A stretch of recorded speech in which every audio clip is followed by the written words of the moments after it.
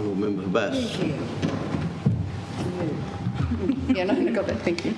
Mr Speaker, I rise this evening to make my contribution on the no confidence motion before this place. No confidence in the Premier, Honourable Jeremy Rockcliffe. Tasmanian Labor have presented this motion to the Parliament today because of a number of reasons.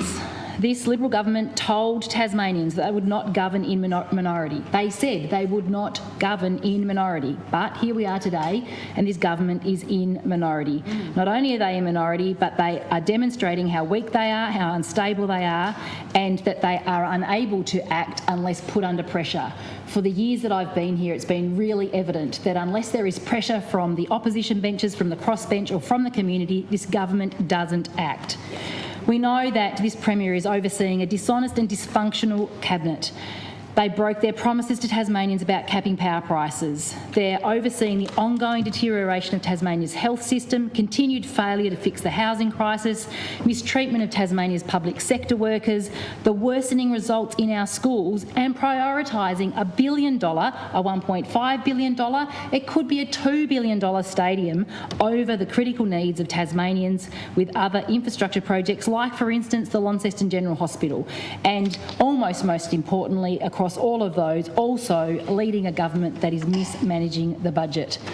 Now, I want to put on record to start tonight that I've known this Premier for some time. I know this Premier as a person, but over my almost 20 years in local government, I learnt very early on that you have to detach the person from the position. And a person might be nice, they might be a good guy, but if they don't have the capacity to deliver in the role, then it is actually incumbent on all of us to bring to the attention of this House and to have motions like this about the capacity of the person to do a job, because it's the role that is important in Tasmania as Premier that we have trust and we have faith and confidence in the Premier of this place. Now, I can say, having seen lots of teams in action, whether it be in public life, whether it be in sporting life, whether it be in business, whether it be in community, that some people are great members of a team. I'm going to speak a little bit early on about loyalty, and some people are so very, very loyal, and that's a great quality that they bring to a team. We know that the Premier in his role as Deputy Premier has demonstrated loyalty in that and demonstrated that he is a good person. But in taking up the mantle of being the Premier of Tasmania, this Premier has demonstrated that he is not up for the task and he is failing Tasmanians with his decision-making and with his leadership. Now, in speaking of loyalty, and loyalty is a characteristic that I believe that the Premier has, I actually want to make a couple of comments about another member of this place that is loyal and the extraordinary events over the last 10 days. Perhaps one of the other members that is as loyal as the Premier is the newly independent member for Lyons, Mr John Tucker. Who would ever have imagined such a loyal member aligned to the values of the Liberal Party defecting from the party to become an independent? There is only under extraordinary circumstances that someone of the character of Mr Tucker would contemplate and then follow up on such an action. We know that the events over the last 10 days didn't start 10 days ago. We know that the events of the last 10 days started before, because the contemplation of Mr Tucker was in March that he represented his intention to resign to this Premier. And that decision would have taken him a long time because of his conviction and his loyalty, not just for himself but generationally from his family, to the Liberal Party of Tasmania. So we are seeing extraordinary times in Tasmanian politics, and we are seeing events that are being dismissed by this government and the Premier, and like most things, thinking we can just sweep it under the carpet, we can hide the facts and go on to say that we're a stable government. Well, it is so far from the truth, it's ridiculous. We had the previous speaker say, we're a united team. Well, you're not a united team, and the government actually, and the Premier, doesn't have the support of all his members, because two of them are now sitting on the crossbench. You can't say as a leader in Tasmania that I'm consultative, that I work well with my team, that we're all on board together, when you've just had two people leave and forced you into minority government. It's just not true. And one of the things that I have learnt in my time in Parliament, that the behaviours of this government are that it's okay to mislead, it's okay to be dishonest, dysfunction is accepted, and the standards are so low. Yeah. The standards are so low. Now, this government likes to say that Tasmanian Labor talk down Tasmania. Well, I can tell you that Tasmanian Labor are proud Tasmanians. We support this community. We support businesses in this community. We support industry. We support sporting organisations. We support community organisations. And you wouldn't find more passionate and positive people than the people here in the team of Tasmanian Labor in the State Parliament, nor our members, nor the supporters across the community and the communities that we live in and that we support. I'm passionate and positive about being Tasmanian. I'm passionate about the work that I have done in local communities, through local government, through sports, through the businesses that I've started, built and sold, understanding what it takes to actually be in a community, to work hard and to be proud and do the hard things and make the tough decisions. The Premier early said that these are tough choices. Well, actually, to be a leader, you need to take on the tough choices, and the Premier hasn't taken the tough choice. He's taken the easy choice. He's rolled over and allowed the AFL to dictate to him and Tasmanians what they need, what not. As the Premier, he should be standing up for what Tasmanians need. Now, the Minister for Sport said an interesting thing in his contribution, the first, I might add, of the members of the government benches to express his support for the Premier. And he said, well, you know, it's almost like, he didn't say this, I'm paraphrasing. What I felt he was saying was, it's almost like, you know, we've got an excuse because the AFL's like a business. Like, how could you expect us to be able to stand up to and negotiate with and participate in a conversation with a business? And that's what I actually am dumbfounded by. Week on week, month on month, for the years that I've been here, this government say they are the only people that understand and stand up for business. Well, they don't get it. The conversations that I hear from business and the industry is it's always better under a Labor government. And I don't believe that this government has been able to develop the skills and the strength and the capacity to understand how to negotiate and stand up for Tasmanians. And that's why we are in this mess, and that's why this motion of no confidence is here on the Premier today. Now, I want to talk a little bit about integrity, and I want to talk a little bit about what it takes to behave with integrity. Now, we saw a deal tabled on Saturday, reached between Mr Tucker, Mrs Alexander and the Premier. And we've seen and heard different things in this chamber today about that agreement. I actually applaud Mrs Alexander and Mr Tucker for what they have done, because Tasmanian Labor have been saying similar things for almost a year now in terms of transparency, in terms of how bad this deal is, and about how the Premier and the former Premier are acting independently to create such a mess for Tasmania. But we know, we heard and we saw through the media on Saturday that Mr Tucker and Mrs Alexander believed the Premier when he said they would have 2 cuts at a project of state significance in the Tasmanian Parliament. Now, today we've heard the Premier say that'll take some amendments, and we heard the Treasurer say, actually, you're only going to get 1 cut at it. But Mr Tucker and Mrs Alexander have been led to believe that there will be 2 cuts. What we know is that what the website says about how it describes the process and what the Act says are actually slightly different. The Act says, actually, that it doesn't have to come back a second time, only if there's a difference in what the Minister wants to proceed with outside the recommendations. And that's actually really important, because someone here intentionally, I believe, has misled Mr Tucker and Mrs Alexander to provide the outcome of the agreement that, if you listened to Mrs Alexander today, for today provide support and confidence. Now, when people are actually mischievous, intentionally misrepresenting situations to get the support either of Tasmanians or members of the Parliament, I see that as the lowest of behaviours to protect oneself. And there's been a lot of protective behaviours going on in this Parliament for months and months. We've just had the Racing Minister stand. We know that the only way the Premier has maintained that Minister in that position is because of his own personal protective behaviours to ensure he can hold on to this leadership. For why?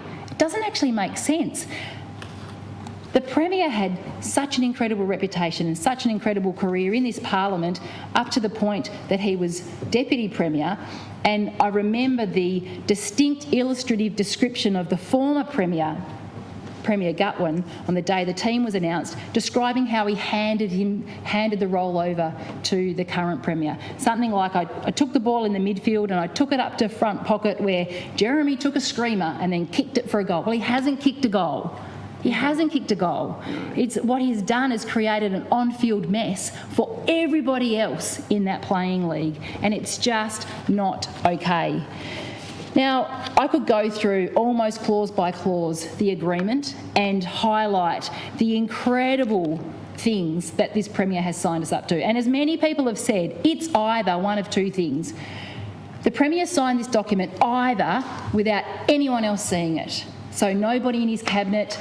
And you would almost think also, like, what was Treasurer's advice? And I know that we are going to seek Treasury's advice, and I know we won't be able to, but what was the Solicitor General's advice? And had they ever actually sent this agreement off to the Auditor General to review it and to audit it? Because I would believe that professionals, whether in government, and I absolutely 100% know, as Mrs Alexander said, anyone in the commercial environment would never accept this deal. No. This is a deal that you would only agree to. This is a deal that you would only ever enter into if you're spending someone else's money. As Mrs Alexander said, and I had it written in my own notes, if you were the CEO of a company or you were a chairman of a board and you unilaterally entered into an agreement like this, you would be sacked immediately. It's disgusting what is included in this and what has been burdened on Tasmanians, not just now, but for generations. And to be done in an environment where our budget is sorely lacking, where the budget is in such disarray, where there's record debt and record deficit, and that Treasury are almost screaming out to be heard by this Treasurer for an understanding of what the circumstances are now. And we've heard other people prosecute that this Treasurer, despite the spin that he's actually very talented with of talking up a positive show about the circumstances of the budget, has been revealed for not clearly understanding his responsibilities, and also revealed for overshooting the positives in the budget, for inflating and suggesting that we will get more GST in the revised estimates earlier this year than we know would have been possible, and then trying to, like so many other things, blame the federal government for that. Now, one of the interesting things, I love watching people. It's one of my favourite things to do, and I love watching the behaviour and the body language in this chamber. And when you had a professional accountant talk about scrutiny in this place, an accountant talking about this deal, you should have seen the Treasurer. He was so uncomfortable about the realities of what was being said, about the financial realities of this deal and how bad it is for Tasmanians. Now, I'm going to raise two issues that I think have neatly been forgotten in the government recently, intentionally, and again to mislead Tasmanians and mislead this place. Now, we talked about the Treasurer inflating GST in the revised estimates, and also, although they won't ever answer the question on the radio or in this parliament, we know that this government didn't actually ask for GST payments to be carved out of future flow-through of GST until after we asked the question. They forgot. How can you be the Treasurer of a state of Australia and be so incompetent to forget to ask for GST payments to be carved out? That is just phenomenal. But when you talk about forgetting to do things and that showing incompetence, or that you do things on purpose and then you just try and cover it up, our deputy leader before was referring to a glossy brochure that's been distributed across Tasmania, noting that in the seat of Braddon, the Premier himself didn't present anything to do with the health on the northwest coast. But what that Premier hasn't done, this Premier that we have no confidence in, created a document to be put in every letterbox in Tasmania to all Tasmanians about how great this government is, and not once did he mention a team, and not once did he mention this stadium. Now, I've risen in this place before and said either he's completely incompetent and he forgot, or he's so embarrassed about the reality of this deal that he chose to try and hide it and think that maybe Tasmanians wouldn't remember. But that's also what happened with this AFL deal. Had it not been for the scrutiny and pressure of Tasmanian Labor, of other people on the crossbenches, and the extraordinary circumstances of two members of the Liberal Party leaving, quitting and going to the crossbenches, would this deal, this embarrassing deal, this reckless deal for Tasmanians be exposed. Now, that's on you, Premier. And one of the things that was said to me really early in conversations, I talk about these things with lots of people to try and get an understanding of why would people do this. One of the extraordinary things that has been disclosed by the Premier himself. Now, I would never do this, but I can't believe the Premier actually disclosed it himself, that he ran down the cooling off period and actually released the deal after the cooling off period had come to an end. Now, that again is dishonest. That is not good. That is not how it would work in the commercial world, and it should not be how you deal with contracts in the government. Now, we know the budget's in a mess. We know the Premier's in a mess. We know the agreement with the AFL is in a mess. I actually want to go through and highlight some of my concerns in the areas that are a priority to Tasmanians, whether it be health, whether it be housing, whether it be cost of living pressures, whether it be education. We know that those fundamentals that Tasmanians care so deeply about are disappointing Tasmanians each and every day. Every minute of every day there is a Tasmanian let down by this government and this Premier. Now, before we get into those fundamentals, the other thing that should never be forgotten, there is so much to this and it's so complex and there's been so many moving parts that it's easy to forget, and this government would love and the Premier would love for us to get. But let's not forget that early last year, early 2022, this government almost had the team stitched up with a $180 million deal. And it was the doing of the former Premier putting a stadium on the table on a platter to the AFL that actually has caused this all to come undone and to create such a mess in Tasmania. Now, we know that it's not just Tasmanian Labor, it's not just the New Independents, it's not just the crossbench, it's not more than 50% of Tasmanians, almost two for every one Tasmanian that don't support this stadium. But we also know that members of the Liberal team also. So we know that Bridget Archer, we know that Gavin Pearce, we know that Claire Chandler, we know that Wendy Askew, we know that John O'Duniam do not support this stadium. It is unbelievable that the Premier of this state would lock himself into such a difficult position that he's not willing to go, you know what, I made a mistake and I'm going to actually step out of this. He had the moment the day that he was appointed as Premier to say, I'm not going to take this handball. This is not for me. I know it's not in the best interest of Tasmanians. Because if he was listening to his community in Braddon, he would hear loud and clear that this community do not support a stadium being built in Hobart. We heard from the RSL after their annual event on the weekend, an 80% vote to not support a stadium being built at Macquarie Point. Now, I want to call to account a couple of things that get said in this place. The Minister for Housing, he stands here and talks about announcements, visions, ideals. We're going to build 10,000 houses. And then he says we're on track. It's just not true. In his own words, he says, when he describes a zero, a big fat donut. There was a question asked this morning about how many houses were built on the fast-track land that was made available. How many houses were built? He did not answer that question, and we know that the answer is zero. Zero, zero, zero. That's what you call for an emergency. But we know in this system the ambulance is not going to arrive for this minister, who is in so much trouble because he cannot deliver and is not able to deliver the houses. We know that in the last year, of the 1,000 houses they should have delivered to meet their targets, they have only delivered 314 houses. So if you calculate that out to the 10,000 houses, it'll only be 3,140 houses. They are not on target, and it is not true to be saying that and repeating it in this place. We know that this government is managing across the worst education system outcomes seen for this state. We know that we sit behind the national average in every NAPLAN category. We know that children are coming out of school where they should be ready to enter employment and community life. Many still functionally illiterate and enumerate. It's just not good enough to say things are getting better under this government, because we know they're not.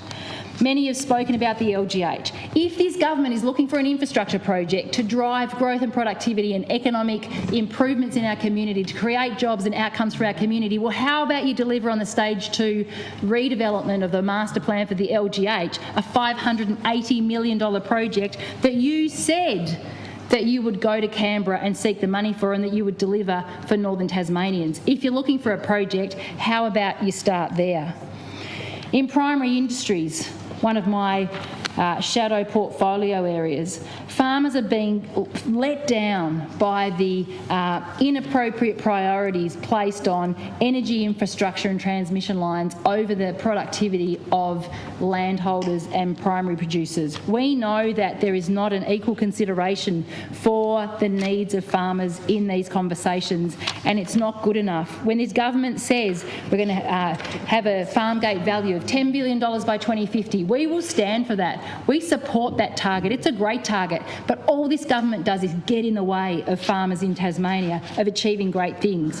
I visited on the way down to Hobart yesterday some Tasmanian eel exporters. We know that this government is in the way of the growth of that business, and it's not good enough. We know that only under pressure this government will act. For instance, the Tamar irrigation scheme to create hydrogen at Bell Bay. They need water and power.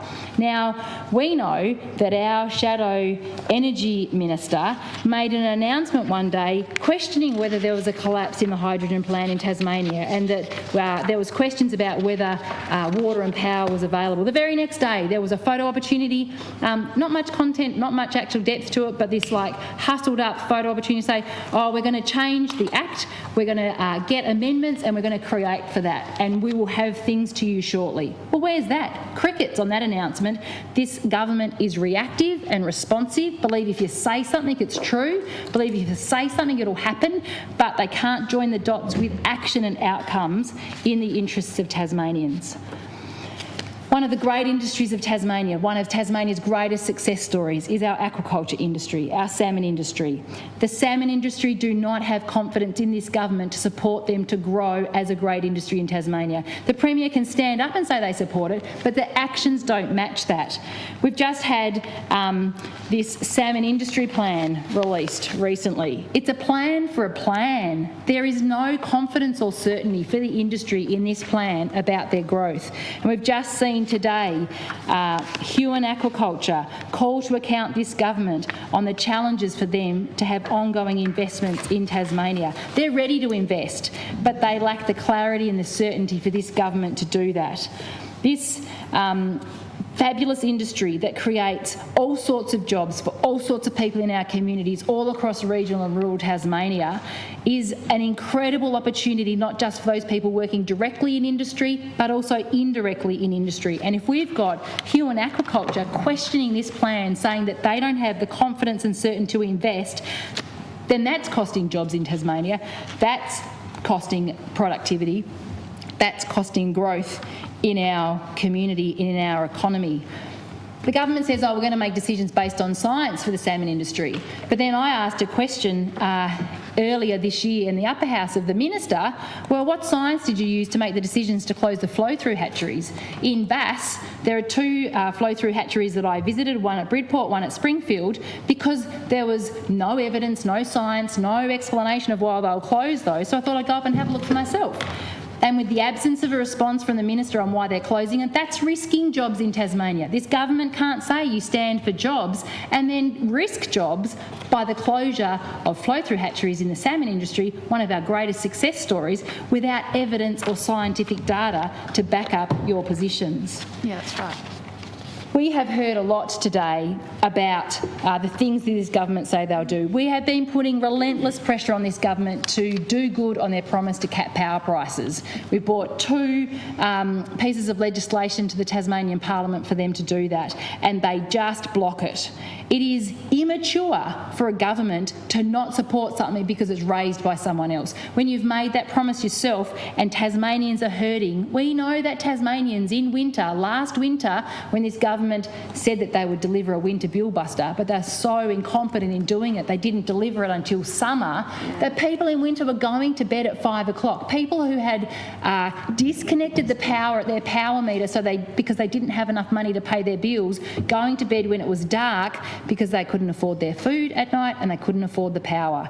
It is just abhorrent that this government continue to say that they stand up for and care for our community when that exists in our community, when there are people sleeping in tents, sleeping in cars.